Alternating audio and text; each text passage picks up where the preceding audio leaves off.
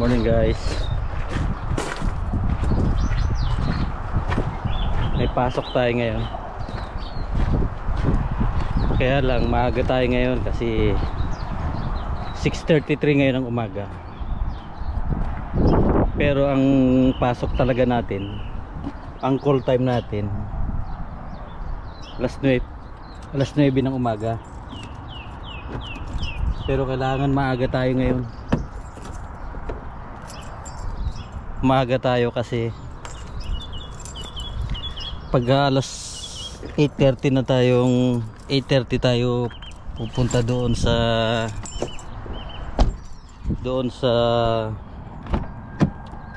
parking area na dyan sa may Metro Sport. Wala na tayong parking space na mapagpaparadahan. So ganito yung sistema pagka nasa site ka na deploy.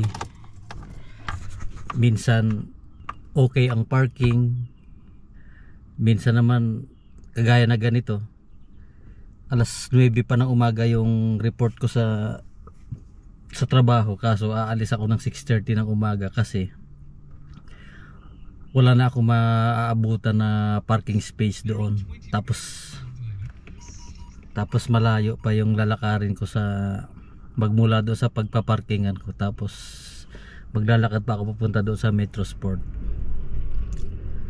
So sa pagdating sa ganyang sitwasyon, kung gusto mong meron kang parking space, meron namang parking area na pwede kang magbayad. Pero bihira na nga lang ako may pasok Tapos pipiliin ko pa yung parking area na may bayad. So practical idea mga guys, agahan ko na lang ng pasok para doon ako sa libre. So ganun siya rito, ganun ang sistema dito sa trabaho ngayon. Pag sa site ka pero pagka sa sa fabrication ka naman na assign, walang problema kasi may provided naman na parking space yung bawat mga fabrication. Pero pagka ganitong nasa site ka na assign, kagaya ngayon 9 ang umaga ang report ko, pero aalis ako dito sa bahay ng 6:30. So ilang oras ang iaantay ko? 2 oras at kalahati. So okay na siguro yun kasi kung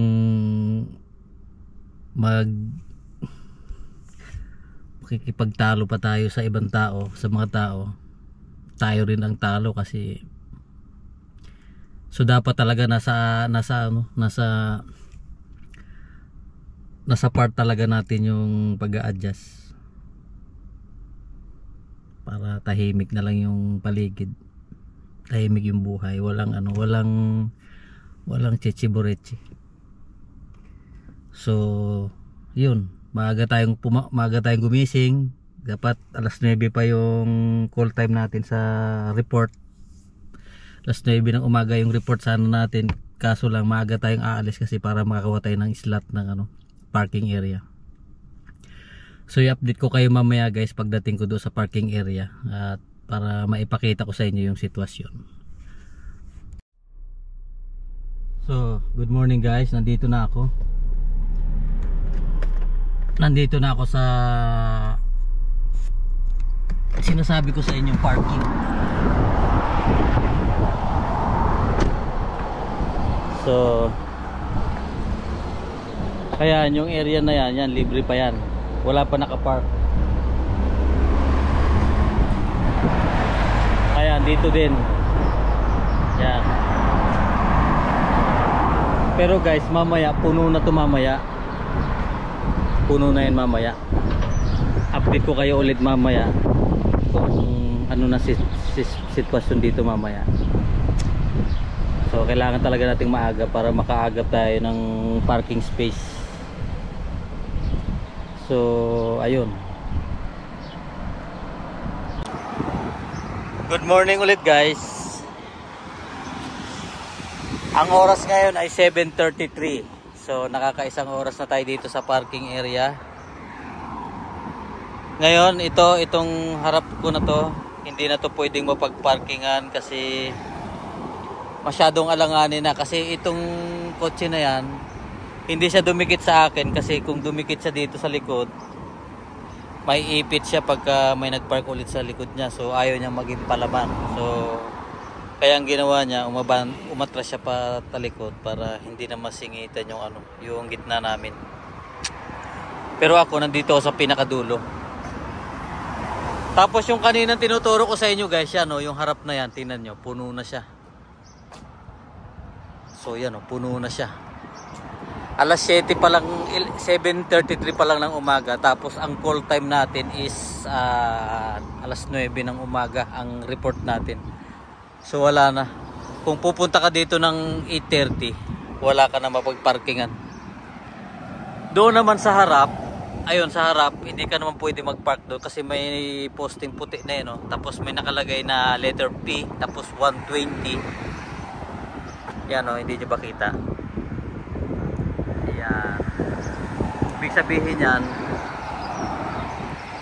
2 hours lang ang dyan, ang parking limit. Pero dito sa side na to, wala nakalagay na limit. So ganito guys, ganito ang sistema pagka may ma-assign kayong site job tapos alanganin sa parking, paunahan kayo dito. So ganyan. Kumbaga imbis na makatipid ka sana ng oras pa, kasi ang time ng report mo ay alas 9, hindi, gigising ka pa rin ng maaga para makakuha ka ng parking slot. So kayong tanungin ko guys, sa ganyan sitwasyon, diba diba siya, extra effort mo pa, diba?